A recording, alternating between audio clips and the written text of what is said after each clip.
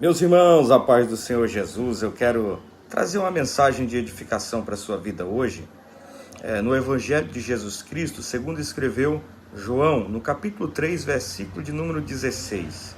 Porque Deus amou o mundo de tal maneira, que deu o seu Filho unigênito para que todo aquele que nele crer não pereça, mas tenha a vida eterna.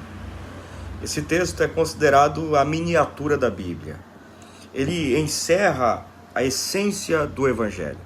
Cada palavra aqui tem uma tonalidade, irmão, de graça. Expressa aqui o grande amor de Deus ao mundo. O maior doador desse amor é o próprio Deus. Porque Deus amou ao mundo de tal maneira. Ele é o maior doador. Ele é o único Deus vivo e verdadeiro.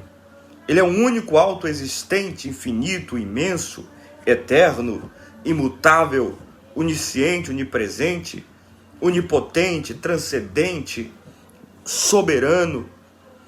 Todos os povos e nações da terra têm sua tradição, cultura, os seus deuses, todos eles forjados pela imaginação humana e pincelados pelos artífices, imagens, escultura. Porém, esses deuses, por mais antigos, populares que sejam, não passa de ídolos. Há um só Deus verdadeiro. E esse Deus é Espírito. Ele é luz, ele é amor. Não há maior privilégio do que ser amado por Deus. Não há maior dádiva do que ser o alvo desse amor incomensurável e inefável de Deus. Todas as palavras humanas não podem descrever toda a profundidade desse amor.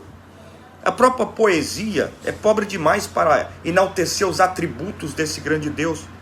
Como dizia um certo poeta, ainda que todos os mares fossem tinta, ainda que todas as nuvens fossem papel, ainda que todas as árvores fossem caneta, e ainda que todos os homens fossem escritores, nem mesmo assim se poderia descrever o grande, imensurável amor de Deus. A maior dádiva que Deus fez foi dar o seu Filho unigênito. Deus deu o seu melhor. Deus deu o tudo. Deus deu a si mesmo. Deu seu Filho. Deu não para vir ao mundo e ser aplaudido pelos homens. Deus não deu seu Filho para ser alvo dos efusíveis aplausos da humanidade. Deus não deu seu Filho para vir ao mundo e pisar os tapetes aveludados de luxo de Roma, não. Deus não deu seu Filho para receber os favores da terra, ao contrário. Deus deu seu Filho como sacrifício, como oferta pelo pecado. Deu para ser o nosso substituto, o nosso fiador, porque o nosso substituto não é o Papa, não é o padre, não é o pastor. O nosso substituto é Jesus Cristo, o único mediador entre Deus e o homem. Deus deu o seu Filho para morrer pelos nossos pecados. O unigênito de Deus, que desceu da glória e esvaziou-se a si mesmo, assumiu a forma de servo, humilhou-se até a morte e morte de cruz. Irmão, sendo ele santo, santo, santo, ele assumiu e levou o nosso pecado.